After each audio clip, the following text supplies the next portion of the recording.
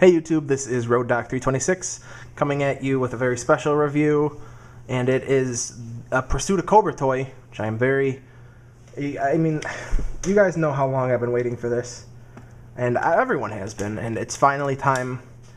I mean, you hear about the few people who get them, and you're like, wow, only the superstars get those. Well, today, I am one of those superstars. I stopped by my local Toys R Us. They had a bunch of these for buy one, get one 50% off, so I picked up Firefly, Duke, Beachhead, and Storm Shadow, and Snake Eyes. Wait a second, where did I do this wrong?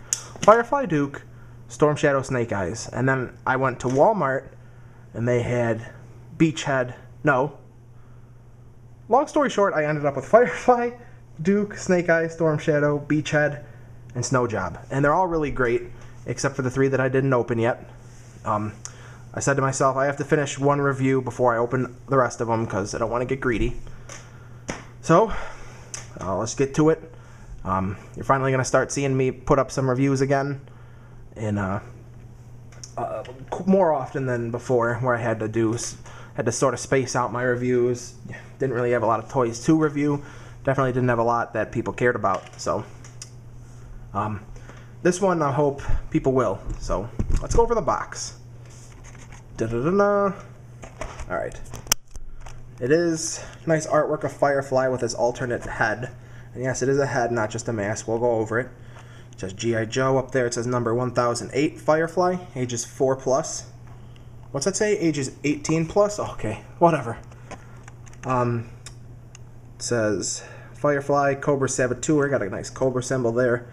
You got the nice sticker. It says Hub, your new TV network, hubworld.com, where we will be seeing G.I. Joe Renegades, the new TV show coming out, as well as Transformers Prime, if you're into that kind of thing.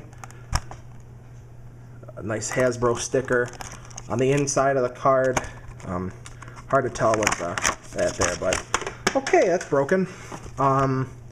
You got like a map on like a grid kind of thing. I mean, you can see. Trying to find the best country, but it's pretty. I don't think it's on there. Oh, there's some of it. You can see Florida, Illinois would be right there. That's where I'm from. That's where the cool people are from. It's like a map. Turn it around. Yeah, you got like a little. Here. I'm gonna need to move the camera back a little bit. Got a nice little scenario, a city strike scenario, because this is part of the city strike one. It says up there, G.I. Joe is a blah blah blah. You can pause and read it if you want. The Pursuit of Cobra, Mission City Strike, you can read that. This is file card, you can read that. Mission Equipment, this is face. It says G.I. Joe Collectors Club right there. Clip and collect character ID cards. But that's enough for the packaging. Let's put that back up there. Ow! Sorry, I'm only dead. Now we'll get. I need to reposition this. It's been a while since this area has been used and everything's all messed up. I apologize for that. Let's actually get in Firefly. Looks good, right? Just some immense detail on these figures as opposed to the Rise of Cobra line where they were all, I don't want to say bad, but a lot of them were pretty bland.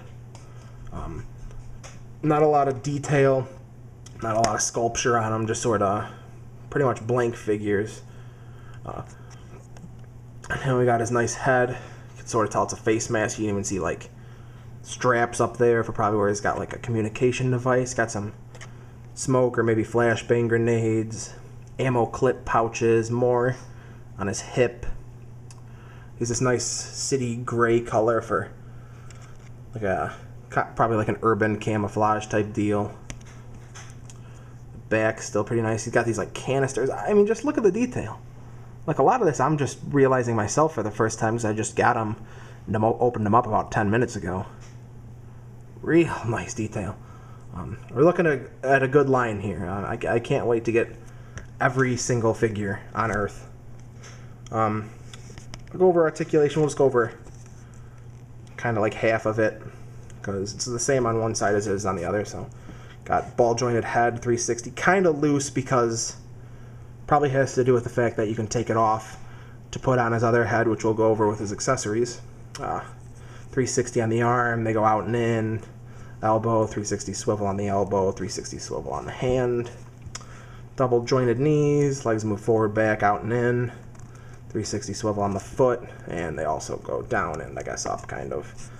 One thing that's a little different is, I don't know, it's probably because of the vest, but because of the vest, there's no mid-torso articulation as we are used to seeing on G.I. Joe figures. First thing after that, we'll go over his base stand. These are a little different than the Rise of Cobra one. Still says their name, but instead of that weird boxy look that the Rise of Cobra line had, we actually get the Cobra symbol again, kind of like the 25th, but the Cobras have 2 foot pegs instead of the 1. See how well he pegs into it. And not to my surprise, very beautifully. I'm yet to figure anything wrong with this toy. We'll go on to his accessories, for he has many. Which ones first? We'll go over the most basic ones first. He comes with 2 of these. I would consider them landmines. I guess they got a hole on the bottom. I'm not sure for what. He doesn't have anything where they'd peg onto for like holding it. Oh, you know what? He does. Just realized it myself. I'll show you that later because it'll be part of a... Wow, that's cool. It'll be part of a different accessory. But pretty nice little detail. No extra color, just silver or gray. Comes with 2 of them. See, there's the other one. I wonder if they could peg on top of each other. No, not really well. Then he comes with... Get his arms ready to hold guns. He comes with another twin set. These twin little pistols with laser sight ready. They do fit in his hands nicely.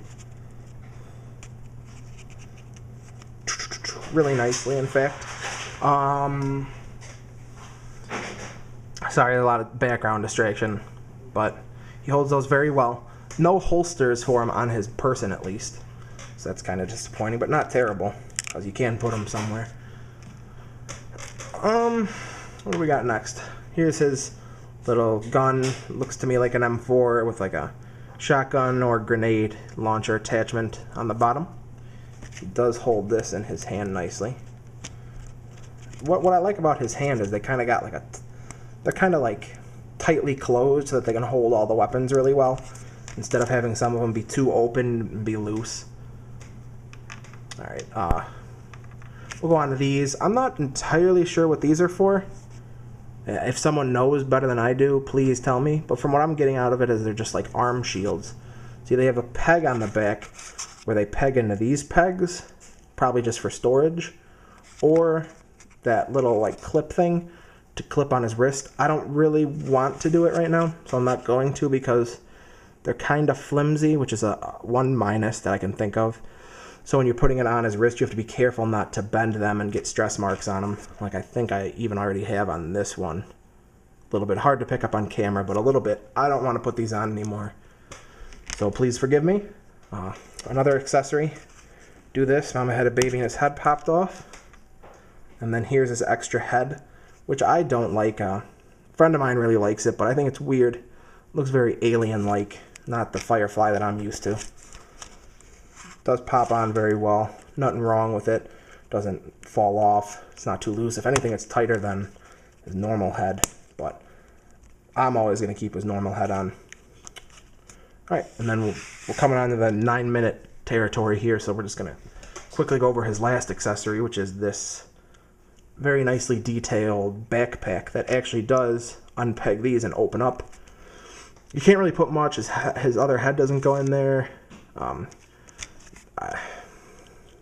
Assault rifle doesn't really fit in there. Those arm things don't really fit in there, but the only thing that does are the pistols. So that's all I'm going to put in them. Close it up, and then these pegs on the side are what I just realized for his landmines. Oh, that's so cool.